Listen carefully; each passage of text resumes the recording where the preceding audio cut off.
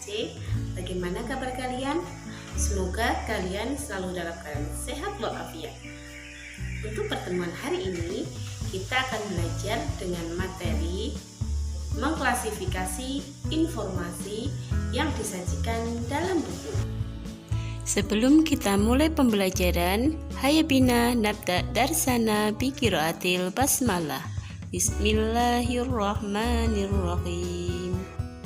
Anak-anak, untuk memudahkan kalian dalam mengingat dan memahami isi suatu buku, kalian bisa mengklasifikasikan informasi dari buku ke dalam aspek apa, di mana, kapan, siapa, mengapa, dan bagaimana. Silahkan dibuka buku paket halaman 22. Bagian tengah ada sebuah informasi dari buku, yaitu permainan tradisional anak Indonesia.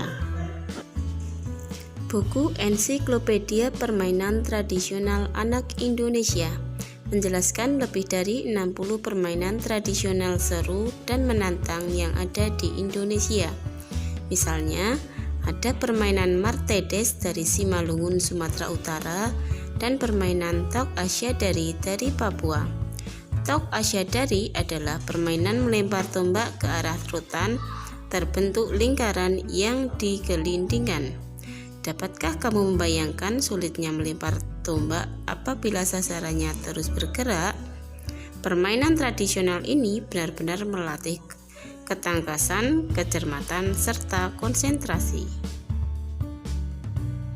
Permainan tradisional dalam buku ini dijelaskan secara lengkap, mulai cara bermain, alat yang digunakan, hingga manfaat yang bisa didapat jika memainkan permainan tradisional. Selain itu, setiap halaman juga dilengkapi ilustrasi berwarna yang menarik sehingga sangat mudah dipahami. Ada dua bersaudara yang menjadi tokoh dalam buku ini, yaitu Satya dan Dita, sehingga memudahkan pembaca untuk memahami setiap permainan tradisional. Dari informasi buku tersebut, kita bisa mengklasifikasikan informasi menggunakan aspek kata tanya.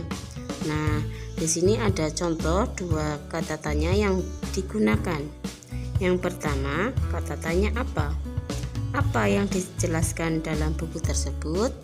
Jawabannya, permainan tradisional Indonesia. Yang kedua adalah aspek kata tanya siapa. Dalam contoh kalimat tanya yaitu, siapa tokoh yang memudahkan pembaca memahami isi buku? Maka jawabannya adalah Satya dan Dita. Untuk tulisan atas yang digaris bawah warna biru, untuk aspek di mana itu adalah salah, yang betul adalah siapa.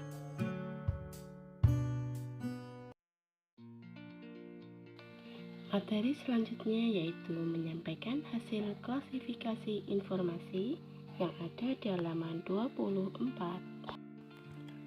Hasil klasifikasi informasi yang disajikan sebaiknya dimulai dari informasi yang tergolong aspek apa atau siapa. Agar kalian bisa menyampaikan hasil klasifikasi informasi dari buku yang kalian baca, kalian perlu menuliskan kembali dalam bentuk kalimat. Saat menyampaikan hasil klasifikasi kepada orang lain, kalian harus menggunakan kosakata baku, yaitu kosakata yang sesuai dengan kaidah. Penggunaan kosakata baku akan memudahkan orang lain untuk memahami hasil klasifikasi yang telah kalian lakukan. Untuk mengetahui kosakata baku dapat kalian cari di Kamus Besar Bahasa Indonesia atau melalui kamus online yang ada di aplikasi internet. Nah, di sini Ustazah akan menyampaikan cara mencari kata baku di kamus online. Perhatikan ya. Nah, di sini Ustazah contohkan mencari kosakata baku di aplikasi Google. Silahkan klik Google.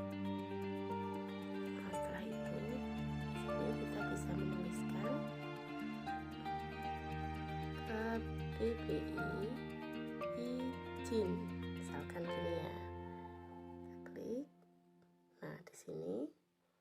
klik yang ada tandanya merah ini.